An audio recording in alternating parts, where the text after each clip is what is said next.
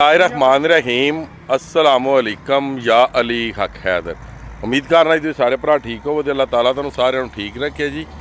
तो अल्लाह आलियो 6 अगस्त हो गया जी 8वां महीना 2026। रिवर चनाब हैड मराला के मुकाम तो 16 किलोमीटर थले दरियाए चनाब शबाजपुर ब्रिज तो तुहानू जनाब अपडेट दे रहे हैं। इस टाइम मराला यानी कि 7वें महीने की 18 तरीक तो लग के अज के दिन तक जोड़ा वे लो चल रहा। हूँ हैड मराला 71,537, 51,337 का खराज। हैड हानगी 63,886, 56,773 का खराज।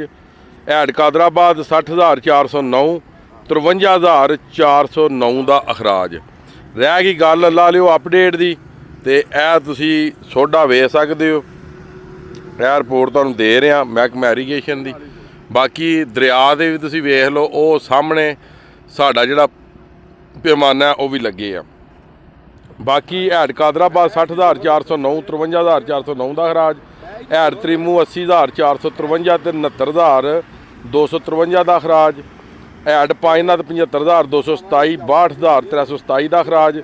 दरियाए रावी 11,000, कोट नैना के मकाम से, जेसर के मकाम से 7,600, सैफून के मकाम से 20,227, शदरा के मकाम से 20,061। हैड बल्लो की 28,760 तो अखराज 4,410। हैड सुदनाई वो बल्लो की हो गया। हैड सुदनाई 14,461 तो 6,661 का अखराज। दरियाए सतलज जनाब 77 सी तो 77 तो 219 तो अखराज भी 219। हैड सुलेमान की 15,890 तो 3,075 का अखराज। हैड इस्लाम जनाब इस टाइम चल रहा जो 2,855 तो अखराज 7,025। नौशहरा KP के दरियाए काबल 47,100, 47,100 का अखराज। दरियाए जेहलम मंगला के मकाम से अहमद 46,000 अखराज 7,000।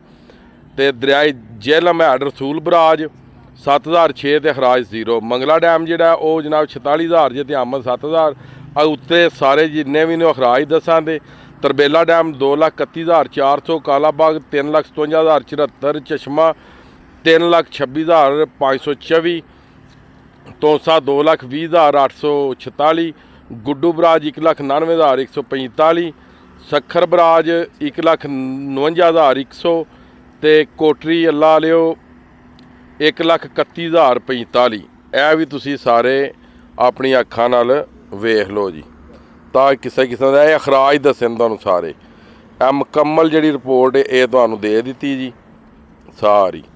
इधर दरिया हो गए, इधर है सारा सिस्टम हो गया। बाकी अज की वीडियो तो अज का व्लॉग करने खत्म। मैनू दो इजाजत। नैक्सट वीडियो होने तक ज़्यादा ज़्यादा अपना ख्याल रखियो, अपन खास दुआवां दे विच मैनू याद रखियो। तो इंशाअल्लाह मिलने किसी नैक्सट वीडियो के नाल। अल्लाह हाफिज़, फी मान अल्लाह।